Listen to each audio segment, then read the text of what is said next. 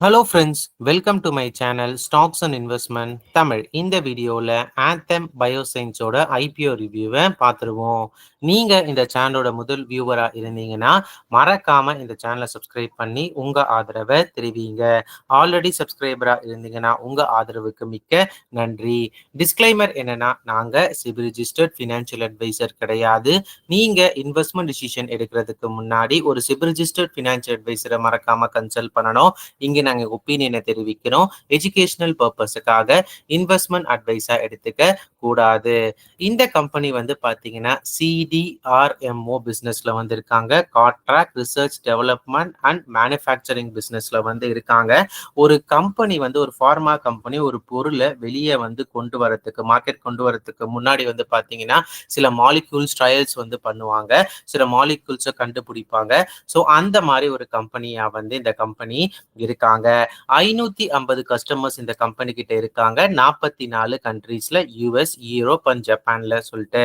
அது மட்டும் இல்லாம இந்த கம்பெனியோட ரெவன்யூ க்ரோத் ஃபினான்ஷியல் 2024-2025ல கன்சிஸ்டன்டா வந்து 30% கிட்ட இருந்திருக்கு. 2 கன்சிக்யூட்டிவ் இயர்ஸா வந்து 36% எபிட்டா மார்ஜின்ஸ் வந்து வச்சிருக்காங்க. 2024-2025 கம்பேர் பண்ணும்பொழுது வந்து எபிட்டா க்ரோத் எக்ஸப்ஷனலா வந்து இருந்திருக்கு.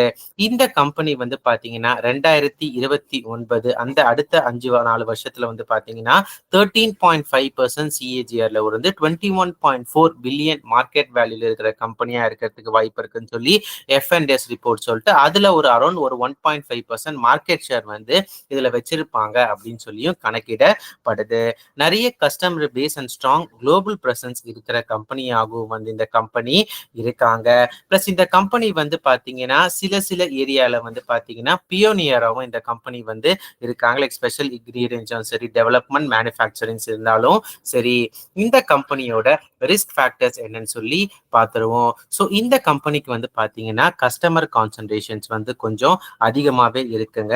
டாப் 5 கஸ்டமர்ஸ் வந்து பார்த்தீங்கன்னா 71% ரெவன்யூக்கு வந்து கான்ட்ரிபியூட் பண்ணிட்டு இருக்காங்க. இல்லை முக்கியமாக 3 கஸ்டமர்ஸ் வந்து பார்த்தீங்கன்னா எக்ஸப்ஷனலாக அவங்க ரெவன்யூக்கு கான்ட்ரிபியூட் பண்ணிட்டு வந்து இருக்காங்க.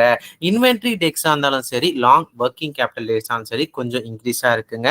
அது வந்து இவங்க கேஷ் ஃப்ளோவை பாதிக்கப்பட வாய்ப்புகள் இருக்கு. ஏன்னா current long working capital cycle வந்து பார்த்தீங்கன்னா 222 நாளாக இருக்கிறதுனால.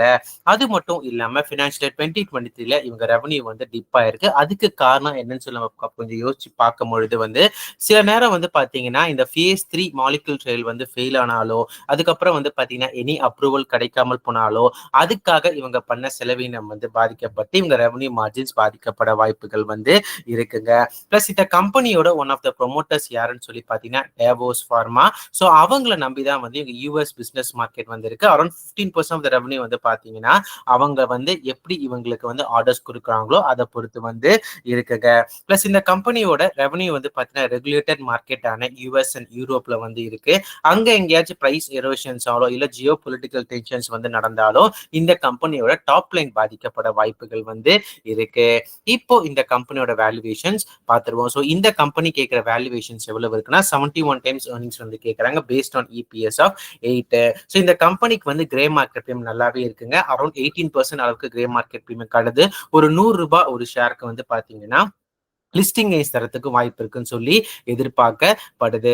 இந்த கம்பெனியோட ஐபிஓ டேட்ஸ் வந்து பாத்தீங்கன்னா ஜூலை 14 வந்து இந்த ஐபிஓ வந்து ஸ்டார்ட் ஆகுதுங்க. ஸோ எப்போ க்ளோஸ் ஆகுது வந்து பாத்தீங்கன்னா ஜூலை 16 வந்து இந்த ஐபிஓ வந்து க்ளோஸ் ஆகுது. இஷ்யூ பிரைஸ் பேன் 540 வந்து ₹570 ஒரு ஷேர் நிர்ணயிச்சிருக்காங்க. ஃபேஸ் வேல்யூ ₹2 இருக்கு. லாட் சைஸ் 26 ஷேர்ஸ் அளவுக்கு இருக்கு.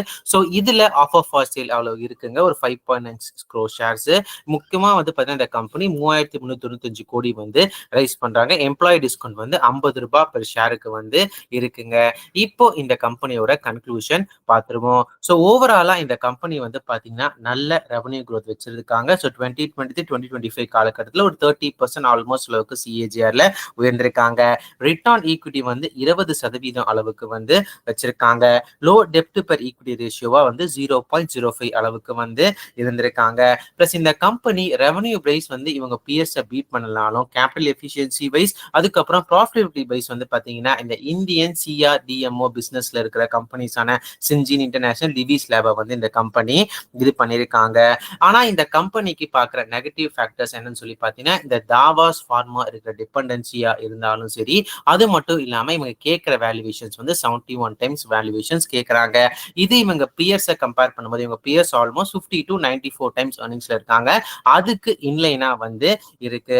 ஸோ வேல்யூவேஷன் கன்சர்ன்ஸ் இருக்கிறதுனால வந்து பார்த்தீங்கன்னா பிளஸ் ஏன்னா ஃபியூச்சர் க்ரோத்தை இப்போவே வந்து டிஸ்கவுண்ட் பண்ணி இந்த கம்பெனி இந்த வேல்யூவேஷன் கேட்குறாங்களா அப்படின்னு சொல்லி காரணத்தினால, இல்லைன்னா இவங்களோட பிரைஸ் பேண்ட் வந்து ஸ்டாக்னண்டா இருக்கிறதுக்கு வாய்ப்புகள் இருக்கு. ஏன்னா ஹையர் வேல்யூவேஷன்ஸ் வந்து மார்ஜின்ஸ் கொஞ்சம் குறையும் பொழுது கேட்கறதுனால வந்து இப்போ இந்த கம்பெனி வேல்யூவேஷன்ஸ் கன்சர்னால வந்து பாத்தீங்கன்னா ஹையர் ரிஸ்க் கேட்டகரியில வந்து வச்சிருக்கேன். ஒரு வேல்யூ இன்வெஸ்டரா இருந்தீங்கன்னா இந்த வேல்யூவேஷன் உங்களுக்கு ஜஸ்டிஃபைபிளா இருக்கான்னு சொல்லி நான் நினைக்கிறேன். So based on valuations confirm இந்த கம்பெனி வந்து ஒரு ரிஸ்க் இன்வால்விங் ஐபிஓ வந்து நான் நினைக்கிறேன். இது எல்லாமே வந்து பாத்தீங்கன்னா என்னோட பர்சனல் வியூ. நீங்க இந்த மாதிரி ஐபிஓலயோ ஸ்டாக்லயோ இன்வெஸ்ட் பண்றதுக்கு முன்னாடி ஒரு தடவை உங்க ஃபினான்ஷியல் அட்வைசரோ இல்ல செபிரிஜிஸ்டர் ஃபினான்ஷியல் அட்வைசரை மறக்காம கன்சல்ட் பண்ணும். ஏன்னா நான் செபிரிஜிஸ்டர் ஃபினான்ஷியல் அட்வைசர் வந்து கிடையாது. இந்த வீடியோ உங்களுக்கு பிடிச்சிருந்தா லைக் பண்ணுங்க. ரெகுலர் வீடியோ அப்டேட்டிங் பெல் ஐகானை கிளிக் பண்ணுங்க. மறக்காம stocks and investment Tamil channel subscribe பண்ணுங்க. தேங்க்ஸ் ஃபார் வாட்சிங் stocks and investment Tamil channel.